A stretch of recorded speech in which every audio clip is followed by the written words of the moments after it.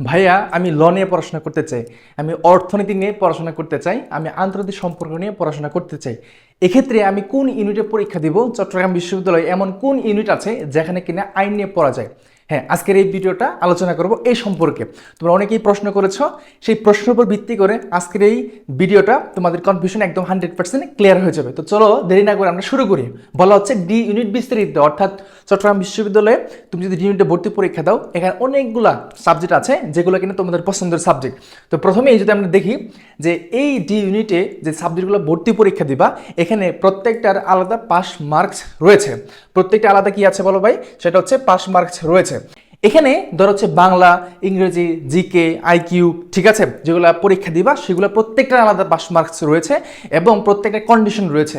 তারপরেও বলা হচ্ছে যে তোমার যে নেগেটিভ মার্ক যেটা, অর্থাৎ যে আমরা মাইনাস পয়েন্ট যেটা খাই, অর্থাৎ প্রত্যেকটা ভুল উত্তরের জন্য 0.25 আমার কি হবে? ক্রস করা হবে। 0.25 আমার ক্রস করা হবে, ঠিক আছে। এই যে তুমি ধরো হচ্ছে তুমি সর্বমোট 4টা ভুল করছো, ফর এক্সাম্পল ধরো বাংলাতে যে মার্কসটা আসে সেখান থেকে তুমি 4টা ভুল করছো, ঠিক আছে। 4-এর সাথে তুমি 0.25 গুণ করে যে মার্কসটা আসে সেটা ইন টোটাল যে নাম্বার তুমি পেয়েছিলা, ফর এক্সাম্পল 100 মার্কসের পরীক্ষা হচ্ছে বা 120 মার্কের পরীক্ষা হচ্ছে, সেখানে ধরো হচ্ছে তুমি হচ্ছে 74 পাইছো। 74 থেকে বাংলা, ইংরেজি, জিকে, আইকিউ, এই যে নেগেটিভ যে মার্কগুলা যেগুলো ভুল করছো, ওই মার্কটা যোগ করে এই টোটাল নাম্বার থেকে কাটা হবে, ঠিক আছে। এই বিষয়টা আমরা আসলে ক্লিয়ার হলাম। পরবর্তী স্লাইডে আমরা একটু গিয়ে তাহলে দেখি। বলা হচ্ছে ডি ইউনিটে আবেদন যোগ্যতা, অর্থাৎ ডি ইউনিটে ভর্তি পরীক্ষা দিতে গেলে কি ধরনের যোগ্যতা তোমার প্রয়োজন হয়, তোমার এসএসসি এবং এইচএসসি কি ধরনের মার্কস প্রয়োজন হয় সেটা একটু বলি।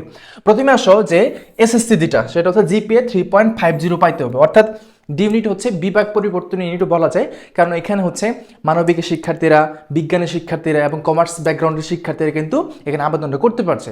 তুমি যে ইউনিট থেকে আসো না কেন, তোমার এই যে রিকোয়ারমেন্ট দেখতে পাচ্ছ এটা ফুলফিল করতে হবে। অর্থাৎ এসএসসিতে 3.50 এবং এইচএসসিতে 3.50 পাইতে হবে এবং ইন টোটাল হচ্ছে 7.50। অর্থাৎ তুমি যদি 3.50 পাও মিনিমাম, সর্বনিম্ন, এর থেকে বেশি পেলে সেটা তোমার জন্য প্লাস পয়েন্ট। কারণ হচ্ছে আমরা সবাই জানি যে চট্টগ্রাম বিশ্ববিদ্যালয়ে 120 মার্কের পরীক্ষা হয়, এখানে 100 হচ্ছে আমার এমসিকিউর উপরে আর 20 হচ্ছে এখানে জিপিএর উপরে, ঠিক আছে।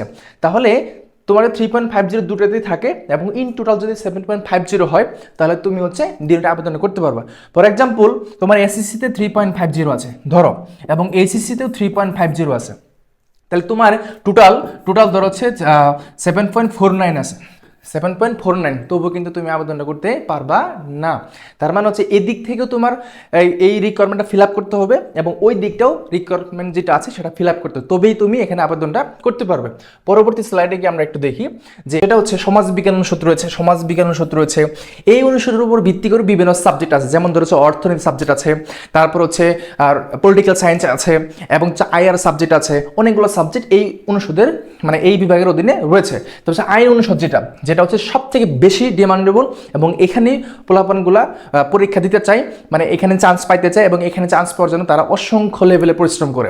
সেক্ষেত্রে আইন বিভাগে তোমাকে যদি চান্স পেতে চাও, অর্থাৎ এখানে ডি ইউনিটের ভিতরে যেটা হচ্ছে সেটা আইন বিভাগ, এখানে আইন নিয়ে যদি পড়াশোনা করতে চাও তাহলে তোমার এসএসসিতে তোমার পয়েন্ট লাগবে হচ্ছে 4.00 এবং এইচএসসিতে পয়েন্ট লাগবে 4.00 এবং ইন টোটাল হচ্ছে 8.50। তাহলে দেখতে পাচ্ছ ডি ইউনিটে পরীক্ষা দেওয়ার জন্য এসএসসিতে 3.50 লাগে, এইচএসসিতেও 3.50 লাগে এবং ইন টোটাল 7.50। কিন্তু তুমি যদি ল নিয়ে পড়তে চাও, তুমি যে আইন নিয়ে পড়তে চাও, তাহলে তোমাকে এসএসসিতে 4 পয়েন্ট পাইতে হবে। রিকোয়ারমেন্টটা অবশ্যই ভালোভাবে খেয়াল রাখবা। আর এসএসসিতে 4.00 পাইতে হবে এবং ইন টোটাল 8.50 পাইতে হবে, ঠিক আছে। এবং এখানে আরেকটা রিকোয়ারমেন্টস আছে, সেটা হচ্ছে এসএসসিতে তোমার হচ্ছে এ মাইনাস পাইতে হবে ইংলিশে কমপক্ষে। তুমি যদি ইংলিশে এ মাইনাস মানে কম পাও অথবা বি অথবা সি পাও তাহলে কিন্তু তুমি ল পাবা না। যতই তোমার মার্কস থাকুক না কেন, তুমি পজিশন যতই থাকুক না কেন, তবুও কিন্তু তুমি পারবা না। কেন?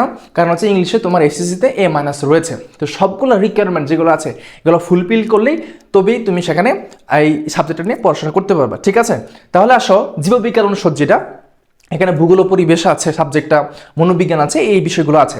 পরবর্তী স্লাইডে আমরা একটু দেখি যে এখানে কি কি বিষয়ে পরীক্ষাটা হয়ে থাকে, কি কি বিষয়ে পরীক্ষাটা হয়ে থাকে। দেখো বলা হচ্ছে এখানে অনেকগুলো সাবজেক্ট আছে, বাংলা, ইংরেজি, আইকিউ, সাধারণ জ্ঞান, গণিত, তারপর অর্থনীতি। এখানে কি সবগুলাই সাবজেক্টে পরীক্ষা দিতে হয়? না ভাইয়া, সবগুলো পরীক্ষা দিতে হয় না। এখানে যেটা তুমি পরীক্ষা দিবা সেটা হচ্ছে ধরো হচ্ছে তুমি বাংলা পরীক্ষা দিবা, ঠিক আছে, তুমি বাংলা পরীক্ষা দিবা, তুমি হচ্ছে ইংলিশ পরীক্ষা দিবা, অর্থাৎ এগুলো একদম ম্যান্ডেটরি দিতেই হবে। তারপর হচ্ছে আইকিউ, এই তিনটা হচ্ছে ম্যান্ডেটরি, এই তিনটা দাগাইতেই হবে তোমাকে। ঠিক আছে, প্রত্যেকটা মার্ক আসে বাংলাতে 30, ইংরেজিতে 30, আইকিউতে আসে 20। বাংলাতে হচ্ছে 30, ইংলিশ হচ্ছে 30 এবং আইকিউ হচ্ছে 20। এখানে নাম্বার হচ্ছে 80, বাকি রইল 20। এই 20 হচ্ছে তোমার হয় গণিত দাগাবা, হয় গণিত নয়তো অর্থনীতি অথবা সাধারণ জ্ঞান, যে কোনো একটা। অর্থাৎ বলা হচ্ছে এই তিনটা হচ্ছে তোমার অপশনাল, সাধারণ জ্ঞান, গণিত, অর্থনীতি। কেউ আছে যারা বি ইউনিটের জন্য প্রস্তুতি নেয়, তারা জিকেতে প্রস্তুতি নিয়ে থাকে, এক্ষেত্রে তারা গণিত এবং অর্থনীতি বাদ দিয়ে জিকে দাগায়, কোনো সমস্যা নেই। তুমি তোমার মতো করে, তুমি যদি গণিতে ভালো পারো, তুমি সায়েন্স স্টুডেন্ট, তুমি গণিতে অনেক ভালো পারো, তাহলে তুমি ম্যাথ দাগাও, 20টা আসবে, তুমি ম্যাথ দাগাইতে পারো। তুমি সাধারণ জ্ঞান ভালো পারো, তাহলে সেটাই দাগাও, যে কোনো একটা দাগাইতে হবে তিনটার ভিতরে। ঠিক আছে, এই হচ্ছে বিষয়। তাহলে ডি ইউনিটে আমরা দেখতে পেলাম যে আসল যে বিষয়টা, যে ল পাইতে গেলে কি কি করতে হবে, পাশাপাশিভাবে এখানে আবেদন যোগ্যতাটা কত এবং প্রত্যেকটা মার্কস কত আছে, এবং ল পাইতে গেলে এবং মেরিট পজিশন তোমার হচ্ছে 200+ মধ্যে থাকতে হবে অবশ্যই। 200-র চেয়ে একটু বেশি হলে ঝামেলা হয়, তবে সবচেয়ে বেশি যেটা মানে কোনো ধরনের টেনশন নেই, সেটা হচ্ছে 200-র মধ্যে থাকলে অবশ্যই অনায়াসে তুমি লতে চান্স পাওয়া যাবা, যদি মেরিট পজিশন সেটা থাকে। আজকের এই ভিডিওতে আমরা এইগুলো আলোচনা করলাম। পরবর্তী ভিডিওতে আমরা সমাজ বিজ্ঞান অনুষদ নিয়ে কি কি সাবজেক্টগুলো আছে সেগুলো আলোচনা করব। যাওয়ার আগে আরেকটা কথা বলে নিচ্ছি, যারা সেকেন্ড টাইম ভর্তি পরীক্ষা দিয়ে যাচ্ছ অথবা এইচএস 24 ব্যাচ যারা আছো, যারা কিনা হচ্ছে বিশ্ববিদ্যালয় ভর্তি প্রস্তুতি নিবা, তাদের জন্য টার্গেট সিইউ ড্রিম ব্যাচ চালু আছে। তোমরা চাইলে আমাদের সাথে যুক্ত হয়ে নিতে পারো। আমাদের অসংখ্য শিক্ষার্থী চট্টগ্রাম বিশ্ববিদ্যালয়ে এখনো পড়াশোনা করছে, সেই ধারাবাহিকতায় আমরা এবারও শুরু করছি টার্গেট সিইউ ড্রিম ব্যাচ। তোমরা চাইলে আমাদের সাথে যুক্ত করতে পারো। আজকের ভিডিওটা এই পর্যন্তই, দেখা হচ্ছে পরবর্তী কোনো ভিডিওতে। আল্লাহ হাফেজ।